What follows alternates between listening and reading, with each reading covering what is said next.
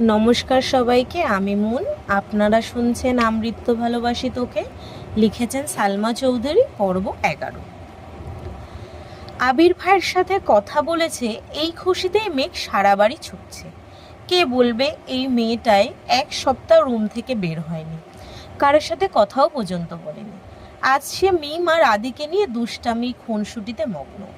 মিম আর আদিও যেন আপুকে এভাবে পেয়ে বড্ড খুশি। হঠাৎ জান্নাত আপু বাড়িতে ঢুকলো। মেঘকে এত হাসি খুশি দেখে জান্নাত আপুও খুশি হলো। এই এক সপ্তাহে জান্নাত আপু যতদিন এসেছে প্রতিদিনই মেঘ মনমরা হয়ে বসে থাকে। পড়া ধরলে পড়ে, বলে, না পড়লে চুপ থাকে। আপু বুঝলেও সাড়া নেই, বুঝবে কি না তাও বলে না। জান্নাত আপু কম করে হলেও 20 বার জিজ্ঞেস করে, মেঘ তোমার কি হয়েছে বলো। মেঘ কিছুই বলে না। এতে জান্নাত আপু চিন্তিত ছিল। উনি নিজে থেকেই অনেক বুঝিয়েছেন, রেজাল্ট নিয়ে যেন চিন্তা না করে, অ্যাডমিশন টেস্ট নিয়ে যেন না ভাবে, কিন্তু মেঘ এসবে কোনো সাড়া দেয়নি। তাই আজ মেঘকে খুশি দেখে জান্নাত আপুর মুখে সহসা হাসি ফুটে উঠেছে। জান্নাত আপু ডাকলে মেঘ জান্নাত আপু ডাকলো মেঘ। সোফায় বসা মেঘ পিছন ফিরে তাকিয়ে জান্নাত আপুকে দেখে ছুটে আসে। মেঘ বলে, আপু কেমন আছো? জান্নাত আপু বলে, আলহামদুলিল্লাহ ভালো, তুমি কেমন আছো? মেঘ বলে, আলহামদুলিল্লাহ ভালো। আপু তুমি একটু বসো, আমি রুম থেকে বই খাতা নিয়ে আসছি। বলেই সিঁড়ি দিয়ে ছুটছে রুমের দিকে। জান্নাত হাস্যজল মুখে তাকিয়ে আছে মেঘের দিকে। সত্যি বলতে ছটফটে স্বভাবের মেয়েরা হঠাৎ শান্ত হয়ে গেলে সবার নজরে পড়ে যায়। মেঘের ক্ষেত্রেও তেমনটাই হয়েছে। জান্নাত আপুর পড়ায় মেঘের সম্পূর্ণ মনোযোগ আছে। আজ পড়ানোর আগেই সব বুঝে ফেলছে। জান্নাত আপু পড়িয়ে যাওয়ার পর আরও 1-2 ঘন্টা মিম আর আদির সাথে আড্ডা দিয়েছে মেঘ। নিজেও পড়ছে আর ওদেরকেও পড়তে দিচ্ছে না। এতে অবশ্য মা কাকিমা কিছুই বলছে না। মেয়েটা যে হাসি খুশি আছে এতেই সবার ভালো লাগছে।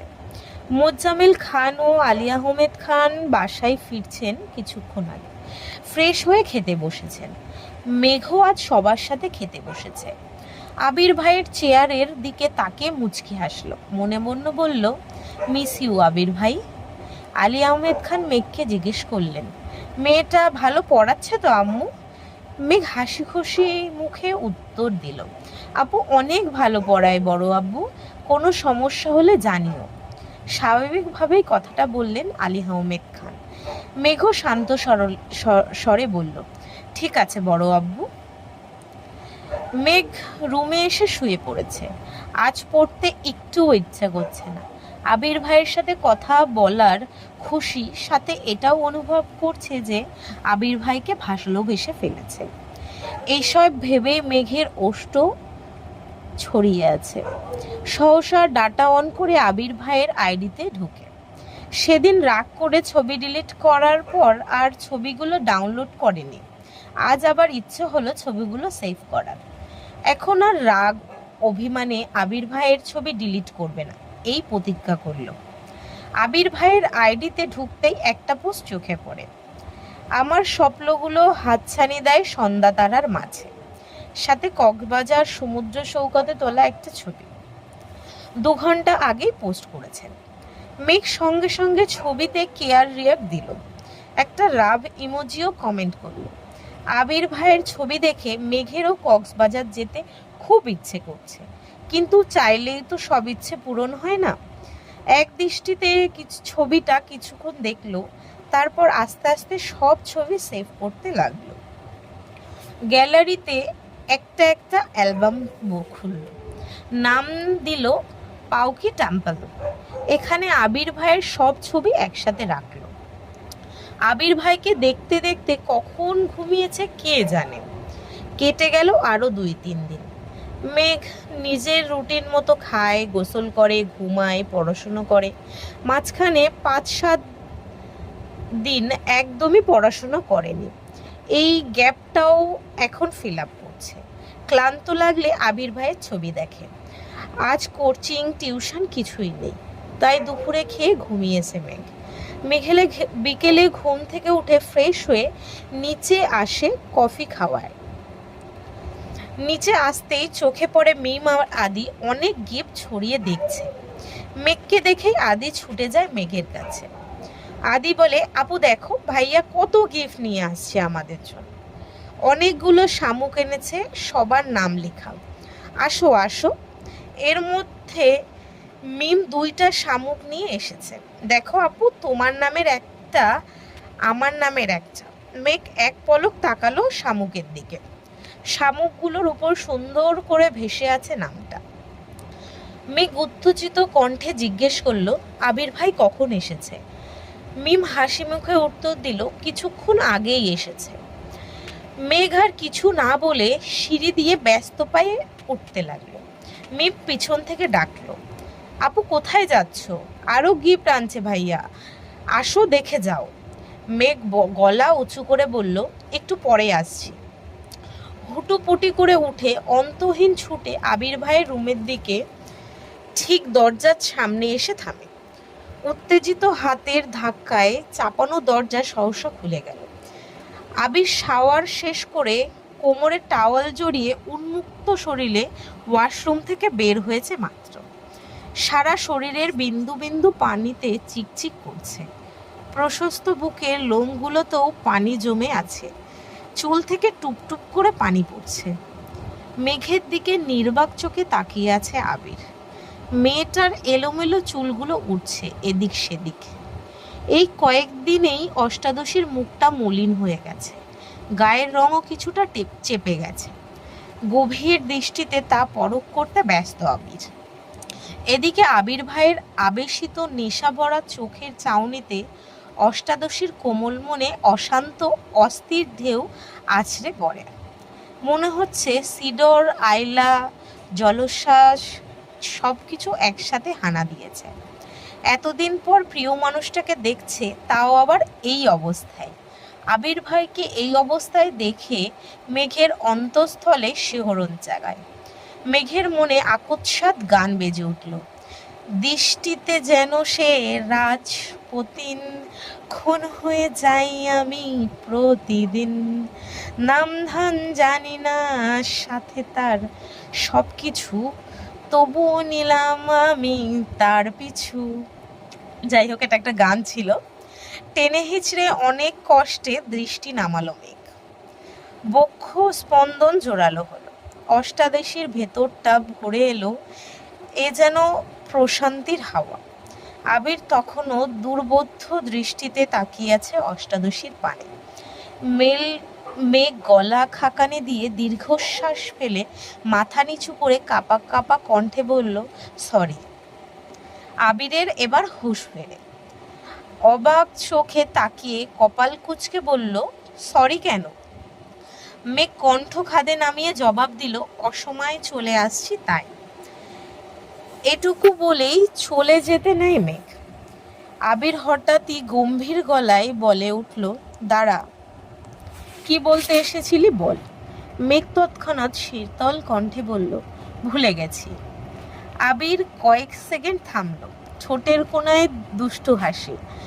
নিরুদ্বেগ কণ্ঠে বলল, মনে করে বল, তারপর যাবি। আবির ভাইয়ের কথা শুনে মেঘের হাত পা কাঁপাকাঁপি শুরু হয়ে গেছে। আবির ভাই থাপ্পড় দিবে না তো?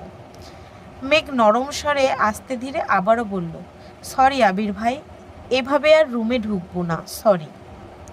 আবির কণ্ঠ দ্বিগুণ ভারী করে বিরক্তি নিয়ে বলল, এত ন্যাকামি করছিস কেন মেঘ? তুই কি চাচ্ছিস এখন আমি চিৎকার দিয়ে বাড়ির সব মানুষ জড়ো করে বলি, ও মাগো, ও বাবাকো, মেঘ আমার সর্বনাশ করে ফেলেছে, আমায় খালি গায়ে দেখে ফেলেছে, তখন আমার কি হবে? আবির ভাইয়ের মুখে এমন কথা শুনে মেঘ হা করে তাকালো আবির ভাইয়ের দিকে।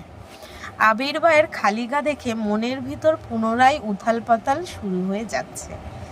মেঘের সমস্ত গায়ে স্রোতের মতো শীতল হায়া বয়ে যায়। তৎক্ষণাৎ মাথা নিচু করে ফেলল মেঘ। আবির শক্ত কণ্ঠে আবার বলল, আমি মেয়ে না যে আমায় এই অবস্থায় দেখে ফেলেছিস বলে মান সম্মান চলে যাবে। তুই কি বলতে চাইছিলিস সেটা বল। মেঘ আবার মাথা নিচু করে কাঁপা কাঁপা গলায় আস্তে আস্তে বলল, আপনাকে দেখতে এসেছিলাম। আবির ভুরু কুঁচকে তাকালো। তৎক্ষণাৎ বলে উঠল, দেখতে আসছিস দেখ, খোঁজ নে আমার, এত ফর্মালিটি করছিস কেন? মেঘ নরম স্বরে বলল, দেখেছি, এখন আসি। ঘুরে এক পা ফেলতেই আবির ডাকল, তোর সাথে কথা আছে, বস এসে। মেঘ ঠায় দাঁড়িয়ে পড়ল সেখানে। মেঘের এবার রক্ত সঞ্চালন বন্ধ হওয়ার পরিস্থিতি হলো। মুখ তুলে তাকাতেও পারছে না, মনে মনে বলছে, আল্লাহ বাঁচাও। আবির আবার বলল, বসতে বললাম তো তোকে। মেঘ ধীর স্থির পায়ে এগিয়ে এসে বিছানার কোণায় বসেছে, চিবুক নামিয়েছে গলায়, দৃষ্টি তার ফ্লোরে। আবির একটা টি শার্ট হাতে নিয়ে ঘুরে এসে মেঘের থেকে কিছুটা দূরে বসেছে। আবির কঠিন স্বরে বলল, কি হয়েছে তোর? মেঘ আবারও কাঁপা কাঁপা কণ্ঠে বলল, আবির ভাই, আপনি কিছু একটা পড়ুন প্লিজ। আবির মুচকি হেসে ভেজা শরীরের হাতের গেঞ্জিটা পরে নিল আর বলল, এবার শান্তি হয়েছে? এখন বল, কি হয়েছে তোর? মেঘ চিবুক নামিয়ে শীতল কণ্ঠে উত্তর দিল, কিছু হয়নি। রাগান্বিত স্বরে আবির বলল, মেঘ, ভাবছি তোকে মেডিকেলে বিক্রি করে দেব। মেঘের সংকীর্ণ মুখটা আরো বেশি ছোট হলো, নিভু নিভু চোখে তাকালো আবির ভাইয়ের দিকে। পাতলা অধর নেমে বলল, কেন, আমি কি করেছি? আবির অভিভূতের ন্যায় নিষ্পলক চেয়ে রইল মেঘের দিকে। প্রখর তপ্ত স্তরে বলল, এই যে ঠিক মতো খাচ্ছিস না, দিনকে দিন কঙ্কাল হইতেছিস, তোকে এই বাড়িতে রাখার থেকে মেডিকেলে রাখলে বেশি কাজে দেবে। কণ্ঠ ভিজে এলো মেঘের, নেত্রদয় টলমল করছে, কাঁপা কাঁপা গলায় বলল, খাই তো আমি। আবির এবার সরু নেত্রে তাকালো মেঘের চোখের দিকে। নেত্র যুগল টইটুম্বল হয়ে আছে, পল্লব ফেললেই পানি গড়িয়ে পড়বে গালবে। আবির দীর্ঘশ্বাস ফেলে বলা শুরু করলো, এই কয়দিনে না তুই ঠিক মতো খেয়েছিস আর না তুই ঠিক মতো কোনো কাজ করেছিস। খাওয়া আর ঘুম যে ঠিক মতো করিসনি তা তোকে দেখলেই বোঝা যাচ্ছে। চুলগুলো কতদিন আঁচড়াস না আল্লাহ জানে। এমনকি তুই পড়াশুনোও করিস না, কোচিং টিউশনে প্রতিটা পরীক্ষায় কম নাম্বার পেয়েছিস। একটু থেমে রাগে কটমট করে বলল, তুই কি পড়াশুনো করতে চাচ্ছিস না? তুই পড়াশোনা না করলে বল, আমি বাড়ির সবার সাথে কথা বলে নিব। আজকের পর কোনোদিন তোর বই নিয়ে বসতে হবে না, এর জন্য তোকে কেউ কিছু বলবেও না। মেঘের গাল বেয়ে অঝরে পানি ঝরছে, কান্নারত কণ্ঠে বলল, আমি পড়াশুনো করব। আবির পুনরায় গুরুভার কণ্ঠে বলল, এক সপ্তাহে কোচিং টিউশনের পরীক্ষার কম নাম্বার পাওয়ার কারণ কি? মেঘ ঘনিতা ছড়িয়ে বলে উঠল, কম পায়নি তো। আবির দাঁতে দাঁত চেপে কণ্ঠ 3 গুণ ভারী করে বলল, আমার সামনে অন্তত পক্ষে মিথ্যা বলিস না। প্রতিটা 30 মার্কের পরীক্ষায় তুই 12, 15, 20 পেয়েছিস, এগুলো কি খারাপ মার্ক নয়? এই মার্কস পেলে তুই জীবনে চান্স পাবি। মেঘ আকস্মাৎ আবির ভাইয়ের দিকে তাকায়, আওয়াজবিহীন কান্নায় গাল বেয়ে গলায় এসেছে অশ্রুরা। ভেজা কণ্ঠে অবাক চোখে তাকিয়ে বলল, আপনি কিভাবে জানেন? আবির উদ্বেলিত ভঙ্গিতে তাকিয়ে আছে অষ্টাদশীর পানে, শক্ত কণ্ঠে বলল, মেঘ, আমি তোকে ছাড় দিয়েছি, ছেড়ে দেইনি। তুই কি ভাবছিস তোর কোনো খবর আমার কাছে নাই? তোর কোচিংয়ের পরিচালক আমার স্কুল ফ্রেন্ড, তাছাড়াও তোর নাম্বারের পাশে গার্ডিয়ানের যে নাম্বারটা দেওয়া কোচিংয়ে, সেটাও আমার নাম্বার। তুই পরীক্ষায় কত পাস, তোর কবে কি পরীক্ষা, সব মেসেজ যেমন তোর কাছে যায় তেমনি আমার কাছেও আসে। তোর টিউশনের স্যারও আমার পরিচিত। তুই যেদিকে পা দিবি সবটাই আমার দখলে। তুই মিথ্যা বলা, কোনো কিছু লুকানোর চেষ্টা করিস না। মেঘ আহামত্তকের মতো তাকিয়ে কথাগুলো শুনল, দুরু দুরু বুক কাঁপছে, উদ্গ্রীব চোখ দুটো লম্বা চওড়া, মানুষটার মুখের দিকে কান্না থেমে গেল, গালে পানির দাগ স্পষ্ট, উদ্বেগহীন চাউনি আবির ভাইয়ের। কয়েক মুহূর্ত চোখাচোখি হলো দুজনের।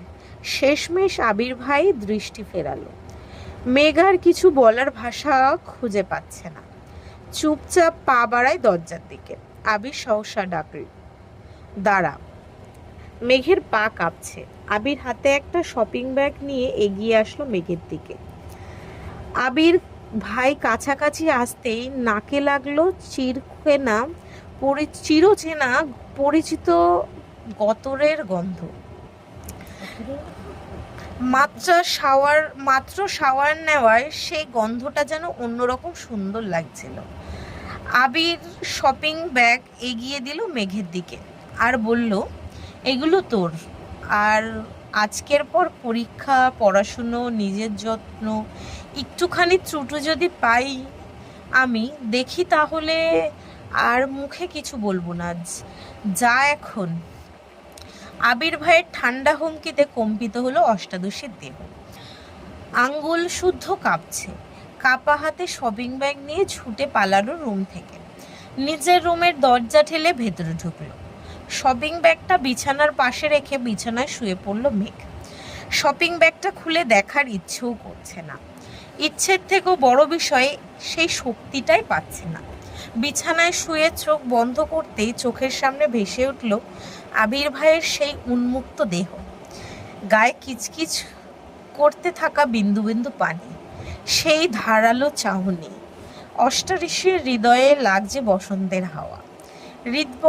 হৃৎপিণ্ডের কম্পনের মাত্রা এতটাই তীব্র যা সহ্য করতে না পেরে মেঘ ডান হাত দিয়ে চেপে ধরেছে, কিন্তু তাতেও যেন কম্পন থামছে না। সহজা চোখ মেলে তাকালো মেঘ। চোখের সামনে থেকে যেন আবির ভাই সরছেই না।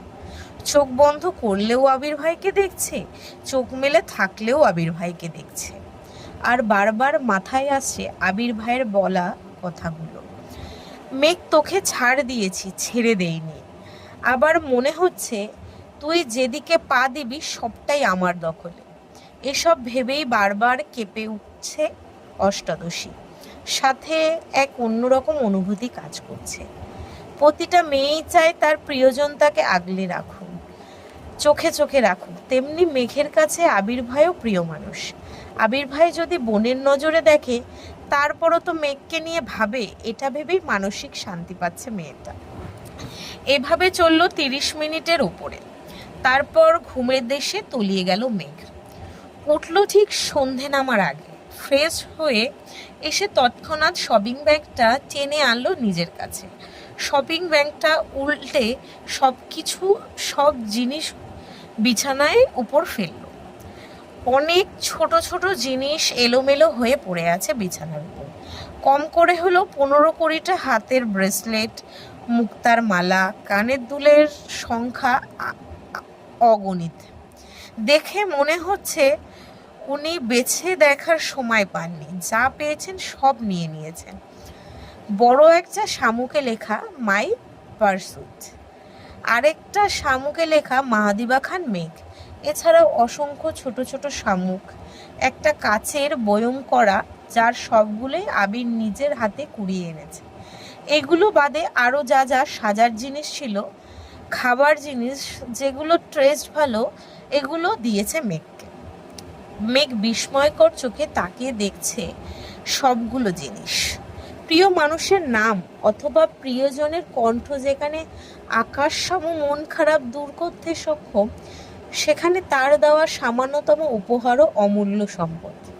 আবির ভাই যে তার কথা ভেবে আলাদাভাবে জিনিসগুলো এনেছেন, এতেই যেন অষ্টাদশীর খুশিতে আত্মহারা হয়ে গেছে।